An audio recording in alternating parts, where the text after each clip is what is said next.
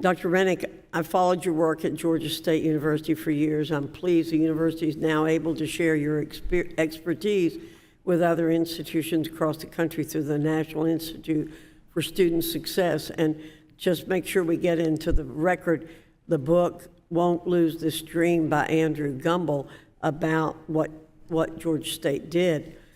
In this committee, we've been trying to change the dialogue that not every American needs to immediately enroll in a university to receive a bachelor's degree. But I do believe in lifelong learning, and if an individual's been educated, I believe it's important for them to receive some sort of credential.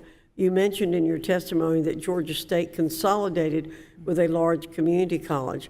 As a former community college president myself, I'm very interested in how community colleges are tackling today's challenges. What are student success strategies that community colleges or even shorter-term education providers can utilize to ensure their students successfully earn a credential? Yeah, thank you for that question. I appreciate that. There are a lot of differences between students, and a place like Georgia State has the whole spectrum from age and race and demographics and so forth. But what we're seeing with our consolidation with Perimeter College, the community college partner, is that there are more similarities between students than differences. And what students need in order to succeed are clear pathways. They need guidance. If they go off path, they need somebody to be watching and making sure that we get them back on path again. They need these micro grants, the kind of data-based approaches to providing financial aid. What perhaps has been not fully appreciated is, while Georgia State has improved its graduation rates by 70%, that was over a decade of time. What we've done at Perimeter College in 5 years was basically triple the graduation rate. So these students that are often under-resourced are even more needful of the kind of proactive supports and the use of data and the use of technology to serve them. Far higher percentage of our community college students are working, have parents or siblings they're responsible for, and they need these kind of supports that are delivered to them 24/7, are delivered to them where they don't have to go into some office at 3 o'clock in the afternoon to get that targeted support. That's what we're seeing at the community colleges.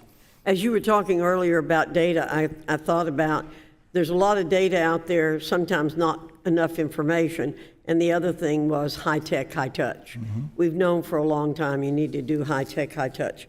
Mr. Schultz, the Student Freedom Initiative is a very exciting thing that I did not know about until this hearing came up.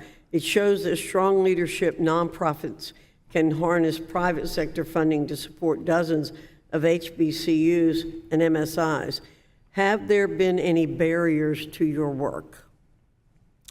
Ma'am, thank you for the question.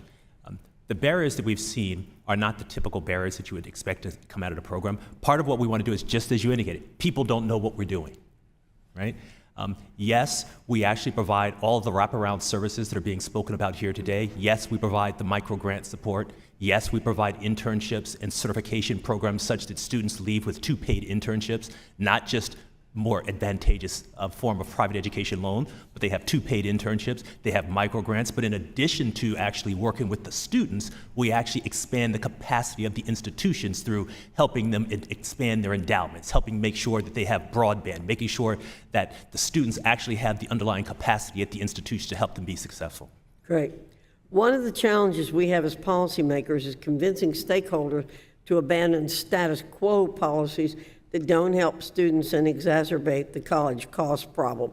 One of those policies is Parent Plus loans. What do you say to those who want to hold on to old policies like Parent Plus loans and do not want to embrace new private financial products such as SFI's alternative to Parent Plus loans? I'm watching the clock, so in the interest of time, again, another good question. What we did is we actually went and listened to the students, to the faculty, staff, and executive leadership, and as part of the standing up to the program, we spoke to probably 15 or 20 of the institutional leads and found out from them what options made best sense for their students. Do they need wraparound services? Yes. Do they need a means by which to have meaningful work experience while they're in college? Yes. Internships. Do they need to find ways to enhance or upskill before they graduate? Yes. So we actually listened to the students, faculty, and staff and designed a program specifically to meet their needs. Thank you.